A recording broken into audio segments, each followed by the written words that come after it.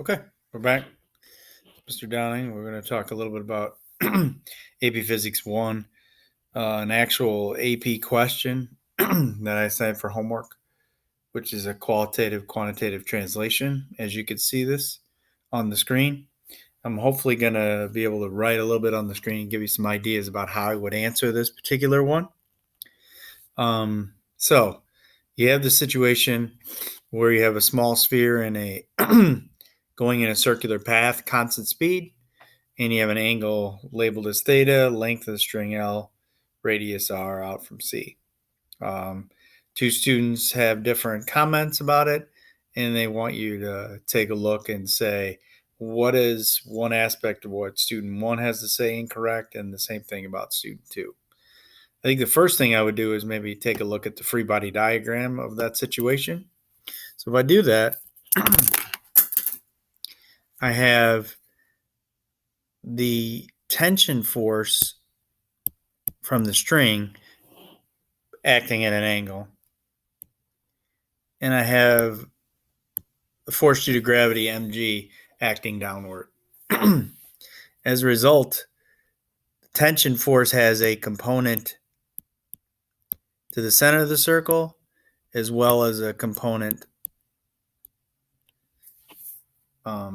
upward. Now, the AP people would probably say don't put all that on the free body diagram. But if you want to answer this question and you want to take a look at what the students say about that, then the free body diagram does make a difference.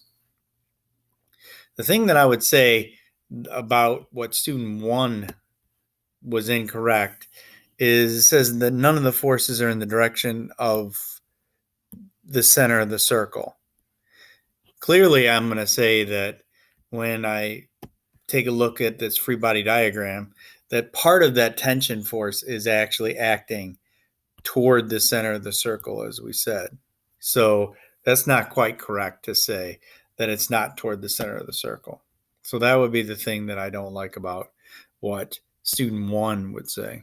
If I take a look at what student two has to say, the tension force exerted by the string is acting at an angle, and therefore the vertical component must be equal to, let's try that again, must be less than the weight. I'm going to say that's where I differ from student two, in the sense that that free body diagram does in fact say that those two forces, if it's suspended by a string, those two forces have to be equal, the y component as well as mg. So those are the two things that I would disagree with those two students about. Okay. If I take a look at that figure and I try to answer part B, it says derive an equation for the magnitude of the force. So I gave myself a decent amount of space with which, and I think I have even another page worth to answer those questions. So I'm going to derive an equation for the net force. And then it says describe one step in your derivation that correctly links to the free body diagram, basically. So let's take a look. Maybe we'll just go to the second page for that. And if we have to go back and forth, we will. Basically, the sum of the forces in the y direction have to be equal to 0. So we're going to say that the tension force in the y direction is going to equal the force due to gravity, and that's equal to mg. Now, when I look at the y component, then that will be tension force times, and I was going to write an angle, but let's take a look at what that would look like. Let's take a look at the free body diagram here.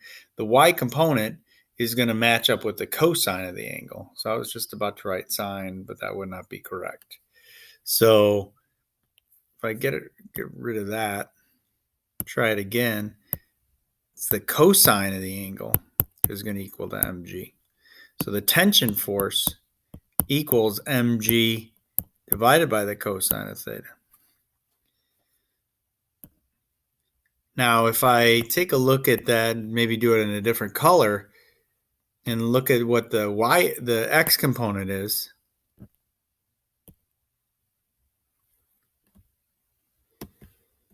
Try to get this all straight. The x component is just the other side, which would be the sine of the angle. Well, we just said that the tension force is mg divided by the cosine of the angle. But then you multiply that by the sine of the angle. And isn't it true to say that the tension force in the x direction is probably mg times the tangent of the angle? And to me, that would be equal to the net force.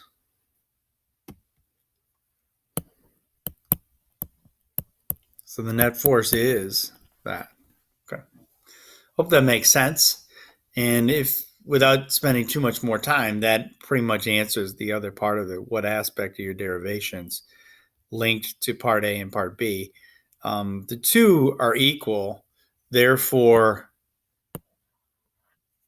one of them was the y component. The tension force can't be less than or equal to or greater than, tension can't be greater than or less than the force due to gravity. It's got to be equal to it. So you get the idea. Let's move on because there are several more parts of this problem. This problem does get a lot longer. They say that now you look at a simple pendulum and look at it as it oscillates back and forth. What I'd like to do is take a moment and they say draw a graph. So let's see if we can draw a straight line through that. And then if that's the case, what we need to do is try to see what happens when you isolate and try to find out what the numerical value of the slope of that is. So if you do that, what you need to do is find a couple points that are right on the line, and you go from there where you know exactly where the data lies. So let's say those 2 points, and let's try to isolate those two and come up with some slope for that. So the slope of that, if you look at it, the values are maybe like 2.4 in the y minus 1. And over here is divided by, that's going to be 0.6 minus somewhere around 0.28 or something like that. And so we'll take a look at what, if I use my calculator very quickly, because I don't know exactly what this is going to give me, divided by 0.6 minus 0.28. It's 4.375, so 4.38. And then it asks you in the next step, can you calculate the acceleration due to gravity? Well, we know that T, whoops, try that again. Jumped a little bit. We know that T equals 2 pi square root of L over G, and they want you to answer that to try to find out what G is. So that would mean T squared is going to equal 4 pi, or there's no square root there, then it's just L over G. So if you want to solve for G, then G, try that again, is going to be equal to 4 pi squared L over T squared. And what we just found was the slope, T squared over L, that is the bottom part of that fraction. So if I do that and I put in 4 pi squared and then divide by the slope that I just got, 4.375, I get the value for G to be a little over 9, like 9.0 meters per second squared. I'm doing it obviously with a stylus, so I'm not going to get the perfect result, but I'm expecting obviously something close to 9.8. So you get the idea of how to do that. Okay. The next one is, and I'm just going to quickly give you the graph. They want you to graph if the thing swings back and forth, what would the graph of the potential energy as a function of time be? So in this particular one, I'm going to get that the potential energy is some value, and I think it's going to swing back and forth up a full cycle by the time it gets to a half a second. And if I show you that picture one more time,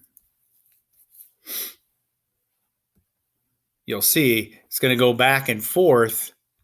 And so on my picture, it should go through one full cycle as it goes up through a half a second, even though the angle seems like that. To get down to the lowest point on potential energy would be a function of one full cycle. Okay, with this last part, we have a situation where the sphere and forth, and it's at the same point as well as as it moves back and forth. It's actually rotating in a clockwise then a counterclockwise direction. And it asked, in order for the sphere's rotation to change direction, a torque must be exerted on the sphere. When the sphere is rightward, let's see if we can mark that in this spot. So it's moving that way. What is the direction of the torque acting on the sphere? Well, torque is a change in angular velocity. So it's producing an angular acceleration. So if it's going in this direction and it wants to stop and turn around in the other direction, then maybe we'll do that with another color.